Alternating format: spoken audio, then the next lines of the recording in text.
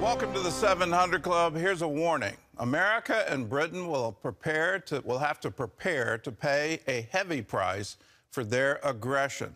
Well, that's a threat from a Houthi official after the U.S. and the United Kingdom launched major strikes in Yemen. The strikes were in response to Houthi attacks on ships in the Red Sea. This growing conflict also raises the prospect of a widening war in the Middle East. Chris Mitchell brings us the story from Jerusalem.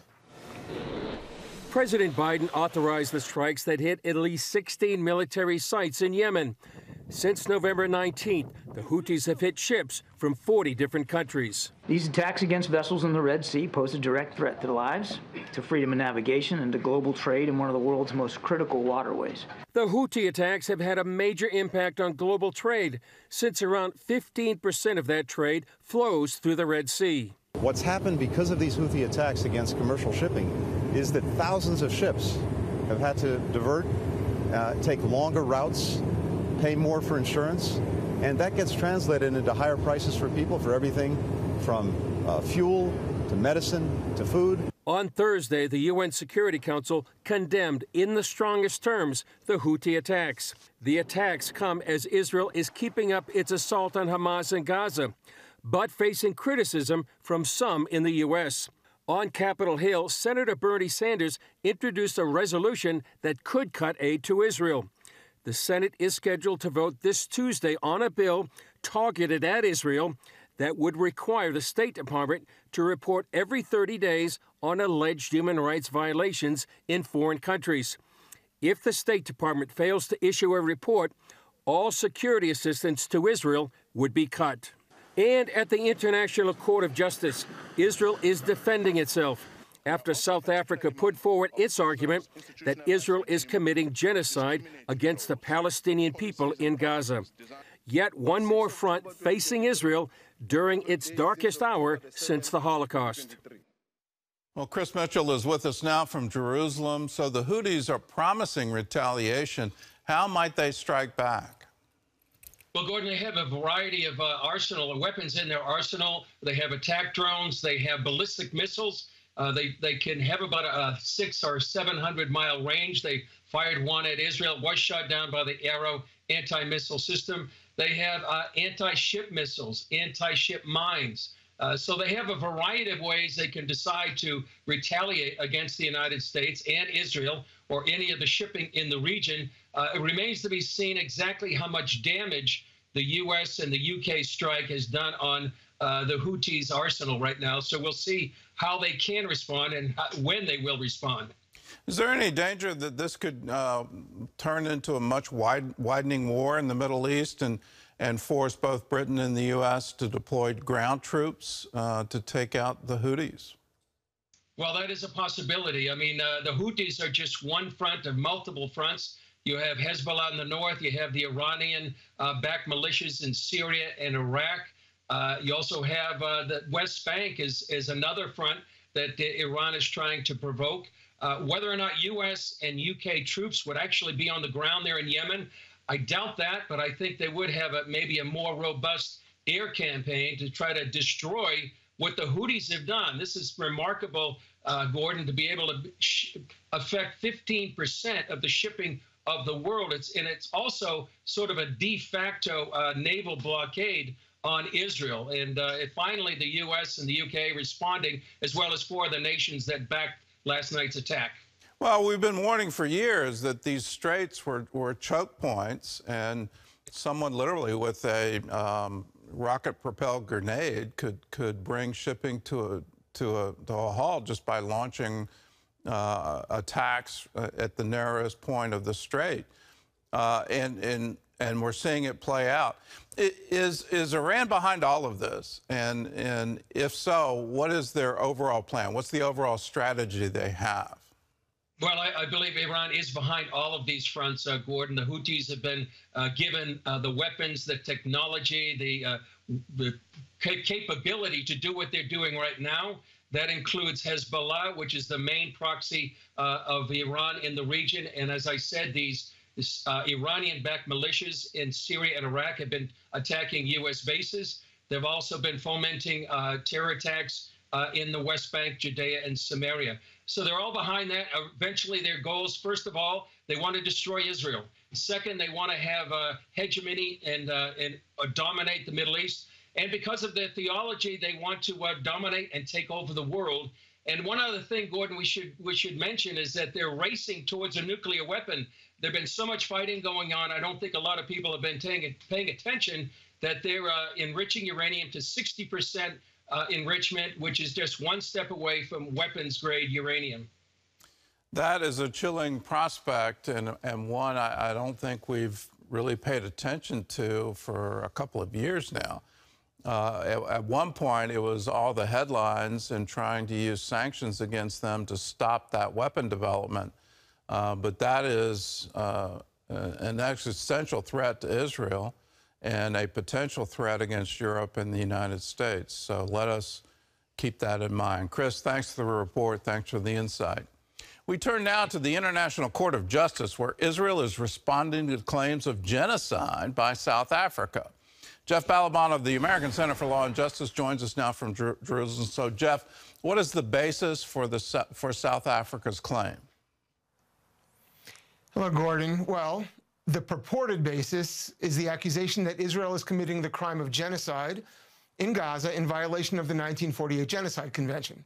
The actual basis is very obvious. It's anti-Semitism, a sick obsession. The Jewish people have seen this before, the use of laws to justify or legitimize genocide of the Jews. From Pharaoh to Haman, the Greeks, the Romans, to the Nuremberg laws and Soviet laws of the last century, laws to destroy the Jewish people, physically, spiritually, or both, are common. Being a law does not make something moral or righteous. It can be evil. This is profoundly evil. It's puzzling to me that Hamas gets to say from the river to the sea. The Palestinians get to say that. Hezbollah gets to say that. Iran gets to say, let's wipe Israel off the map. And no one seems to bring a claim that that's a call for genocide. And at the same time, here's Israel responding to a horrific attack of October 7th and saying, you have taken our citizens hostage, you have to give them up. And somehow or other, they're being accused of genocide. It makes no sense to me. So how is this now happening? And it's interesting to me that it seems to be running through what I would call the leftists, the socialists of the world, that they're picking this up and accusing Israel of being a colonial power and committing genocide. Do you have any explanation for that?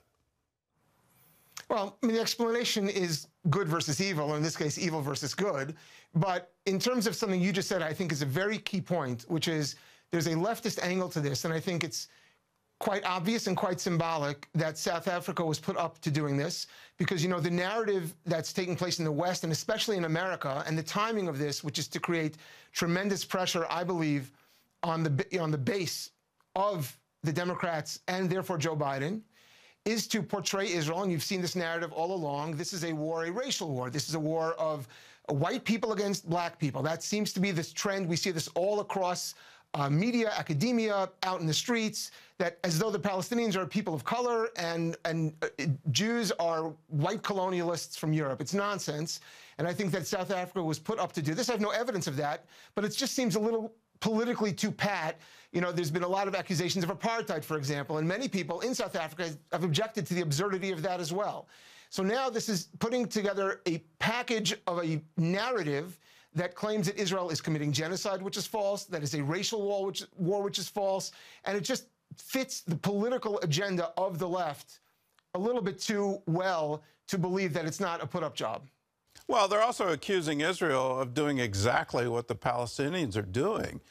You can't be Jewish and live in Gaza. You can't be Jewish and live in certain places on the West Bank that are controlled by the Palestinian Authority. In fact, there's signs up that if you're an Israeli citizen, we can't protect you if you cross this line. It just seems incredible that it's been turned on its head. Let's turn to the U.S. and the political situation here, where you have Bernie Sanders, who's Jewish, but he's also a socialist, and he's also a U.S. senator. And he's introduced a bill calling for every 30 days a report from the State Department on illegal actions by Israel in Gaza. I think the end goal is to cut off all funding from the U.S. to Israel and all weapons support. What do you make of that turn? So I'll answer. I'm going to continue with what you said before and link it to this, because there is a linkage, which is to say, yes, Israel, and Israel in this case is just an avatar for the Jewish people, is being accused of something that Israel is not doing, but that its enemies are openly doing, openly calling for genocide. And I don't just mean they're enemies who are terrorists in Gaza. And I mean the people on the streets of the world who are calling to eradicate the state of Israel, including in America, people chanting from the river to the sea, and not just on the streets, but university professors and people in the media, just casually talking about total genocide, eradication of the Jewish state and the Jewish people. And so, yes, it's not just the terrorists, but this notion of genocide has become widespread. And then you bring it, of course, what you said to now politically in America. Let's talk about that for a moment here. Of course, Bernie Sanders has been a longtime enemy of the Jewish people and of the state of Israel. It's quite clear. Born a Jew, but does not really identify as a Jew. The Genocide Convention relates to, possibly is trying to be related here to civilian casualties in war. And so Bernie Sanders is calling for all kinds of measurements of Israel's treatment. And as we know, Israel treats the Arabs better than any Arab nation. And as you pointed out, Jews are not just not allowed in Gaza or in Judea and Samaria, Jews are not allowed in Jordan. I mean, Jews were expelled from all of these countries, and those countries no longer have Jews. But I want to talk specifically now about the charges and how completely politically obnoxious they are. If the world were to be judged, if America were to be judged even, but certainly the rest of the world, based on civilian casualties in war, let's be clear, since World War II, the average civilian to combatant ratio has been about 9 civilians killed to every 1 combatant. America does much better, but it was 3-to-1 civilians to combatants killed in Iraq, 5-to-1 in Afghanistan.